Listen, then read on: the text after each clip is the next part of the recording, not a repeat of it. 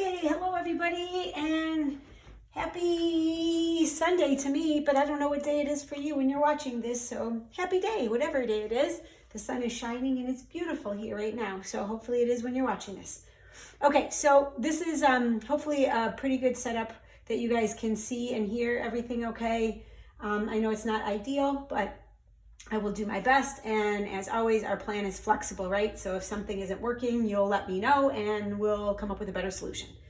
Okay, so my favorite chapter, chapter 9, I'm so sad that I'm doing this by myself in my house and not face-to-face with you, but we are going to talk today about angles and radian measure.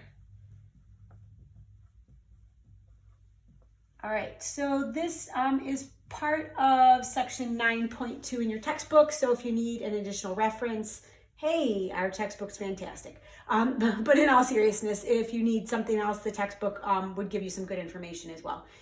Okay, so let's start with an angle.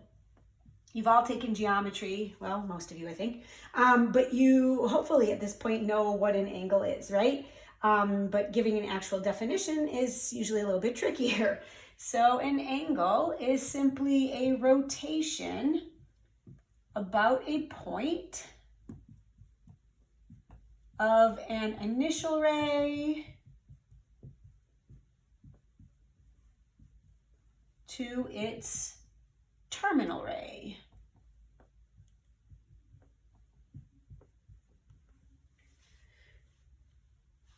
Okay, so let's draw a picture and hopefully make that make a little more sense if it doesn't already. So, oh, I didn't need to do that. Getting ahead of myself, sorry. Okay, so we've got a point, right? And we're gonna start with some initial side, and it doesn't matter right now where that initial side is. So let's say that this is going to be my initial side, or my initial ray. And then we're going to take that and we're going to rotate it around that point. So it doesn't matter, we can rotate either counterclockwise or we could rotate clockwise to form an angle. It makes no difference depending on what our angle is. Let's say we go this way. So this would be my terminal side. Sorry, these markers aren't great. I looked at them when I went to school last week in my drawer and thought, oh, do I need my markers? And I should have grabbed them and I didn't. And you know how I feel about markers and boards, and this is the best I can do with a not so clean board and not new fresh markers, which doesn't make me joyful. Okay, so here is our angle. And then two things. So one, we know that this point that we rotated about is called the vertex. And then when we draw an angle, it's important that we put an arrow inside to show the direction of the initial ray to that terminal ray, because there's more than one angle here potentially, right? So we could have rotated counterclockwise like I was showing, so that would be our angle, right? But how do we know without that arrow that the angle wasn't formed by rotating clockwise in this direction, right? So we're gonna always use that arrow from the initial side to the terminal side to show the direction of our rotation, okay? So that arrow is really important to show the direction of our rotation. Okay. All right, so now that we know mathematically what an angle is by definition, let's talk about an angle in standard position. Because for this, I just randomly threw a vertex somewhere, right? Our point, I started my initial side, doesn't matter where, rotate any direction, makes no difference. But when we talk about trig, we oftentimes, most of the time, talk about angles that are in standard position, all right? So it's going to be really important for us to understand what standard position of an angle is. Okay, so in order for an angle to be in standard position, there are two things that have to be true. Number one, the vertex must be at the origin.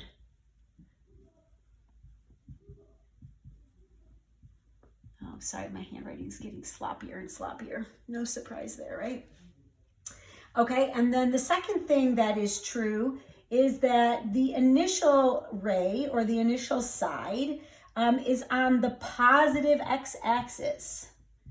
So funny because when I look at what I actually drew there, it's already an angle pretty much in standard position, right? If I drew my coordinate plane, because my brain is so used to drawing them in standard position that I automatically made that initial side the positive x-axis, or looks sort of like that.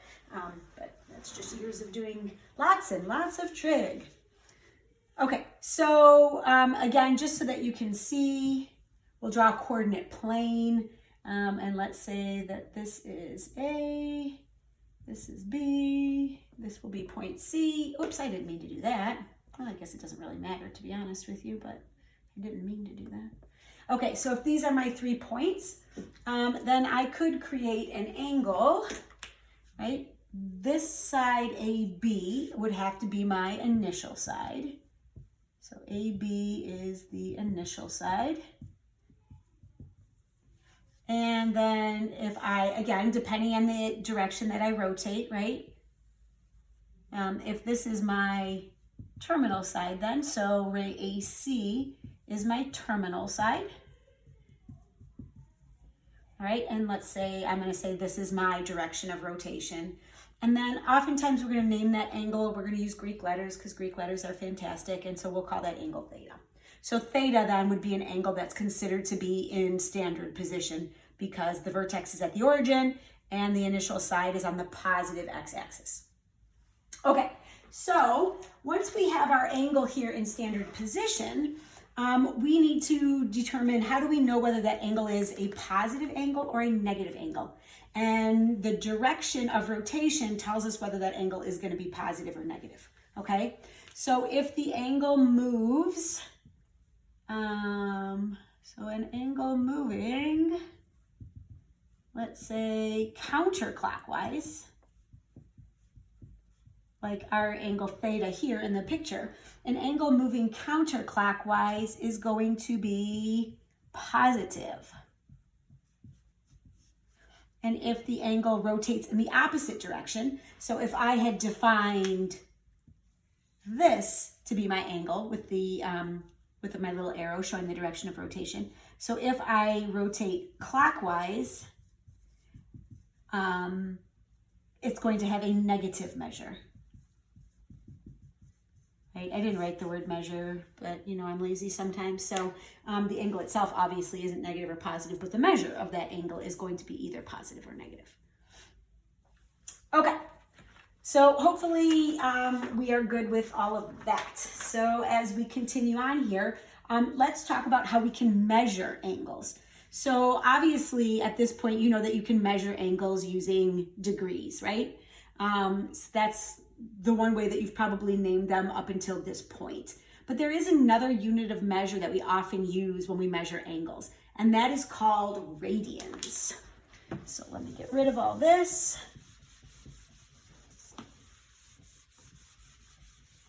And let's talk about our 2 units of measure. Okay, so we can measure angles in either degrees or radians.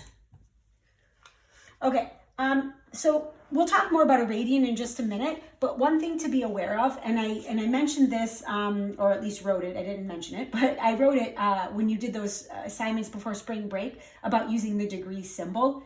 So it's really, really, really important to include the degree symbol when you're talking about an angle in degrees. By definition in math, if there is no unit of measure, it's automatically assumed to be measured in radians, the angle. So if you were to write this on your paper, this, when I check it, is 45 radians, which, as you're going to see in a moment, is hugely different than 45 degrees, okay? So if you mean degrees, write the degree symbol. If you mean radians, then don't write the degree symbol, okay? So, so just to be aware of that, you've got to include that degree symbol if you're talking about degrees. Otherwise, it automatically means that you're talking about an angle measured in radians. Okay, so what's a radian then? I'm not going to give you as great a definition as probably, well, I won't say that. Let me give you my attempt. Okay, so let's suppose that I have a circle here. And let's suppose that we know the radius of this circle is just going to be some value r, right? Okay, and let's say that I've established this, if this is my angle theta, let's say I've established this angle theta so that the radius of this circle is going to be the same as this intercepted arc. So the length of this radius is the same as the length of this intercepted arc, okay? All right, so instead of calling it a radius, essentially we have called it a radian. All right, so how many of these radians could I fit all the way around the circle? So if I were to take this and continue around the circle, how many of those would there be? Well, if you said that there would be 2 pi radians, then you would be correct, right? How do we know that it's 2 pi radians, right? 2 pi r is the circumference of the circle, right? So essentially we're saying that theta is equal to 1 radian, okay? So if we keep that in mind, what is the total distance around our circle? So let's think in degrees for a minute. The total distance around our circle is 360 degrees. Right? And we know that in radians, the distance around the circle is 2 pi, right? Because this is 2 pi radians. All right, so 360 degrees has to equal 2 pi, all right? So let's keep that in mind, and we'll come back to that in a moment and talk more about that. But for the time being, here's something that is very important as we continue on. So I'm going to attempt to draw a really large circle. Well, that's relative, I suppose, but I'm going to attempt to draw, a circle. And I'm going to put my coordinate plane on there. That's really bad. No surprise there. All right. So again, we're talking about angles in standard position, right? So my vertex is here at the origin. This has to be my initial side. If this initial side is also my terminal side, what's the measure of that angle? So this is my initial side. I don't rotate it at all, so that's my terminal side as well. So what's the measure of that angle? That angle would be 0 degrees, right? Okay, if I rotate up to here so that my terminal side is the positive y-axis, then this angle in standard position would have a measure of 90 degrees. All right, what would this one be? Well, we've rotated from here to here, and you know from geometry that a straight line is 180 degrees. And then if I rotate all the way down to here, that would be a measure of 270 degrees. And if we rotate all the way around, we would get to 360 degrees, right? Okay, let's divide that into some smaller chunks, and then we're also going to talk about the radian equivalent of each of those angles. So obviously I could draw an angle here. Oh, that was supposed to be halfway, which would be a measure of 45 degrees. So we're drawing some big important angles, and you're going to see later next week why these are big important angles. We're also going to draw an angle here, which we will say is 30 degrees. And one more. Again, standard position, I'm drawing the terminal side of each of those angles. So that one is 60 degrees. Okay, now what I want to do is I want to be able to convert all of these to radians, okay? There is a formula, which I will give you in a minute, and we will talk about that. But using our smart big brains, we are going to figure this out without knowing that formula yet, okay? So one thing that's going to happen when we first start doing this is that you're going to automatically want your brain to only think in degrees because you're used to that, and in some ways it's easier. Although I would argue that it's actually not easier, but you guys would probably disagree with me, so that's okay. At any rate, what I want you to understand is that it's going to be really, really, really important for your brain to start to think in radians. So if you see something in radians, especially once I show you the formulas to convert, you don't want to automatically convert everything to degrees it's going to make your life a lot harder, okay? Okay, so let's think about what we do know. Obviously, if this is my initial side and terminal side, 0 degrees is still 0 radians, right? If I make one full revolution, we already said that 360 degrees was equal to 2 pi radians. So I know that 360 degrees is equal to 2 pi. So if I rotate all the way around, that angle would be 2 pi radians. Okay, what would 90 degrees be then? Well, how much of the circle have we gone? We've gone a quarter of the circle, right? Quarter of 360 gives us the 90. In radians, a quarter of 2 pi would also give us that 90. So what's 1/4 of 2 pi? That would be, I should write it on the other side, or I'll write it down here. Pi over 2. What's 180 degrees then? So if I have a terminal side here, I'm halfway around the circle. Half of 2 pi is pi radians. What would 270 be? Well, if we think in terms of halves, this is pi over 2. This is 2 pi over 2, which is just pi, which would make this, you guessed it, 3 pi over 2. Okay, now how about these 3 special ones that we labeled here? So can you take a second and think about what the radian equivalent of those 3 angles would be? And this is the fun part. You guys can blurt out any answers you want because you're sitting there watching this by yourself, and I won't have to yell at anyone for blurting things out. All right, so if you want to pause me for just a second, I've been talking long enough, you've probably already figured them out.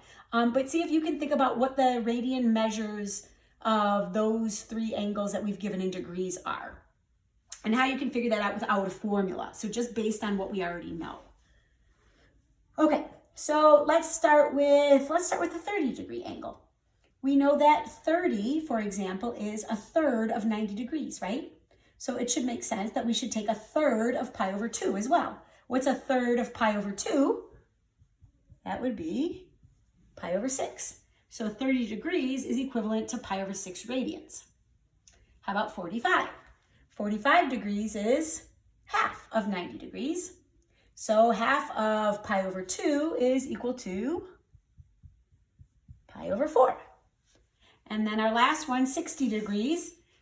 More than one way you can think about this, but we'll keep it real simple. If 30 degrees is pi over 6, then 60 degrees is double that, right? So if we double pi over 6, we get 2 pi over 6, which is just pi over 3. Okay? Okay, now I rarely tell you to memorize things, right? Because I hate memorizing because it's just stuffing something in there without any meaning. Hopefully you could create this on your own very quickly, but this much is going to be super, super, super, super important as we move on in trig, okay? So stick this in your brain, or at least be able to easily figure out what these values are. You're going to do so many of them. You're going to think back on this and laugh because you're not going to have to really work too hard to remember them. Okay, so now before we get to converting from radians to degrees and degrees to radians, let's just talk about the quadrants and identify in which quadrant some angles terminate. Okay, so we'll just practice this whole idea of radians and degrees as well, and also positive versus negative and which way we're going to rotate. Okay, so I'm going to give you several angles and we're going to decide in which quadrant the angle terminates. Okay, here's a fun fact for you. Fun fact of the day from Mrs. Ondra. So we said an angle in standard position starts on the positive x-axis and we rotate counterclockwise, right? Think about the quadrants. Which quadrant is this quadrant? This is the first quadrant, right? This is the second quadrant. As we continue rotating, this is the third and this is the fourth. That's why the quadrants are named the way that they are, or numbered the way that they are, because as we have an angle in standard position, as it rotates in a positive direction, this is the first quadrant we enter. This is the second, this is the third, and this is the fourth. So if you were ever very curious about why the quadrants were named 1, 2, 3, 4 in that particular order and not some other order, that's the reason why. Fascinating, isn't it? Okay, some of you are laughing at me, but there may be a few of you that are like, wow, that's super cool. And don't worry, by this point in the year, I know who you guys are. And thank you. Okay, so let's do a couple examples. Or actually, let me write this and then we'll pause for a second. So the question is, in which quadrant does each angle terminate? So if we were in class together, I would put these on the board and then I'd walk around humming Jeopardy to myself while you tried them. So luckily for you, you don't have to listen to me hum Jeopardy. You can just pause me and you don't have to listen to me at all. How exciting for you. If only you could do that in school, right?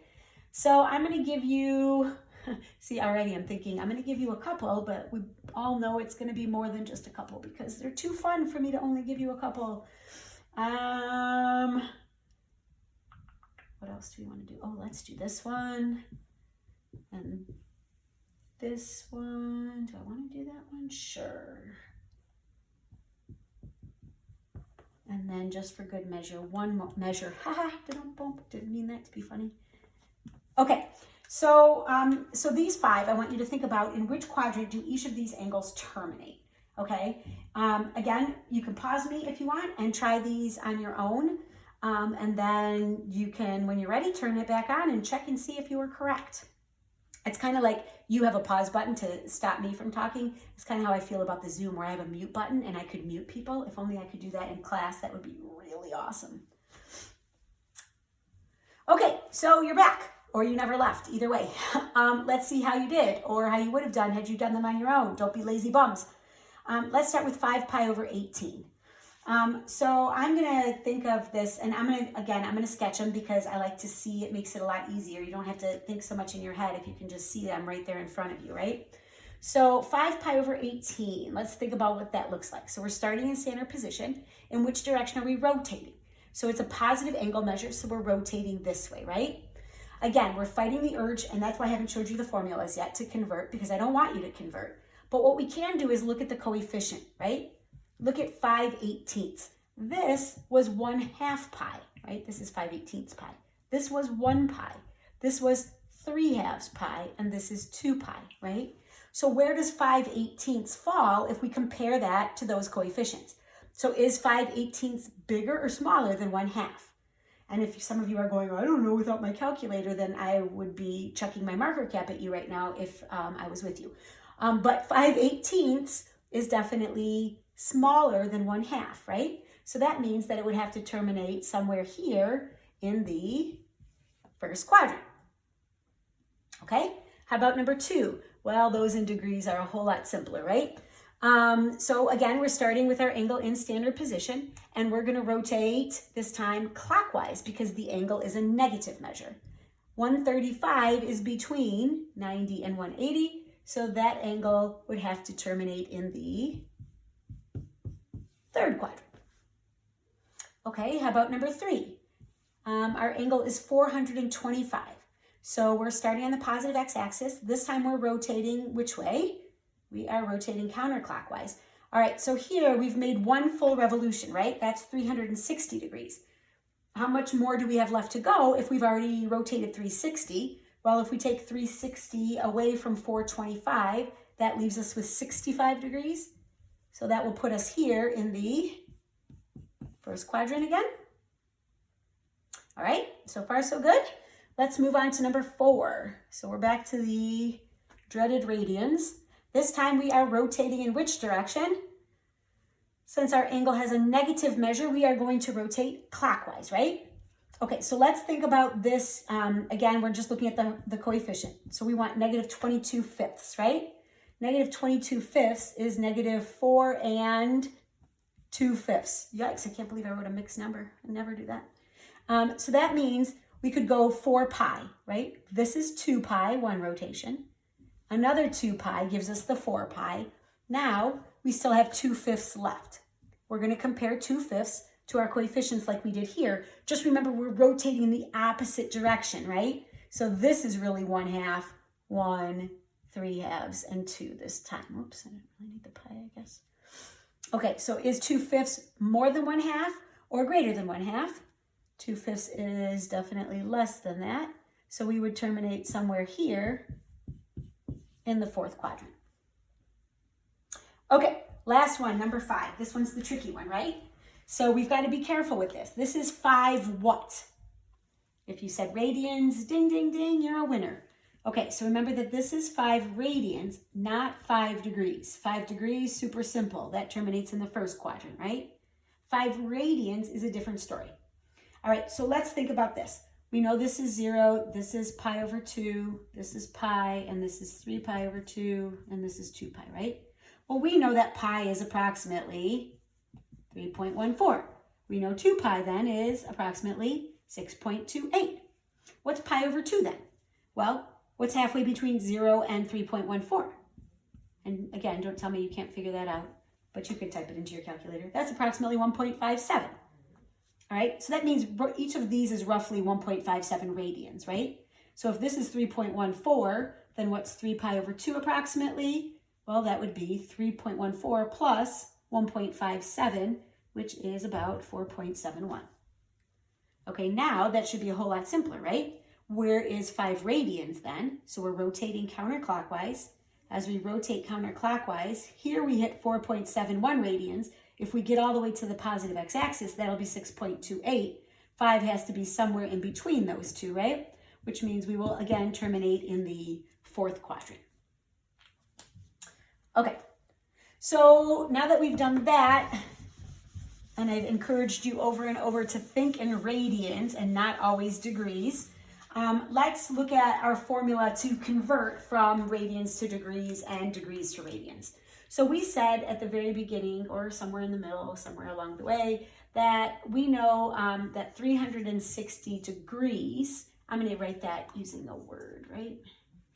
360 degrees is equal to 2 pi radians, right? So if I want to convert, I need to solve, depending on which way we're converting, from radians to degrees or degrees to radians. We have to divide in order to make either 1 degree or 1 radian, again, depending on which way we're converting, right?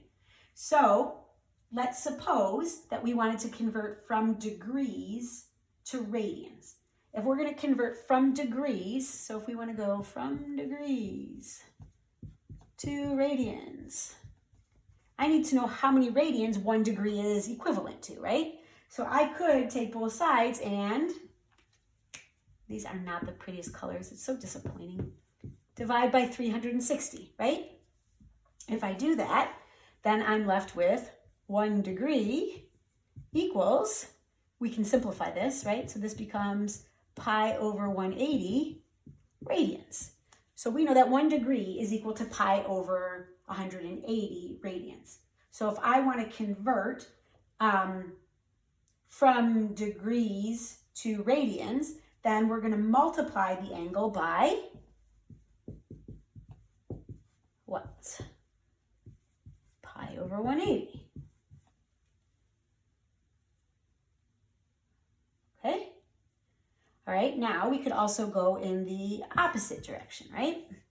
So again, going back to our original, we know that 360 degrees is equal to 2 pi radians.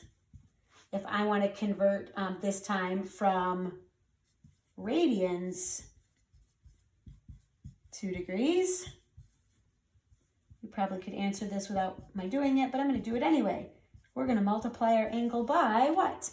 So instead of dividing by 360 this time, because we want to know what 1 radian is equal to, we're going to divide by 2 pi. So 2 pi divided by 2 pi obviously gives us 1 radian. So 1 radian is equal to 180 over pi degrees. Okay, so instead of multiplying by pi over 180, this time we're going to multiply by 180 over pi. Okay, if it seems like you're going to be confused about which way to multiply, you'll see that there's going to be, well, most of the time a trick. I shouldn't say that there always will be, but let's just do a quick example. Let's say I'm going to convert pi over 8 to degrees. Okay, so if it's in degrees, I know I need to eliminate that pi, right? So in order to convert pi over 8, which is in radians, to degrees, we're going to multiply this angle by 180 over pi.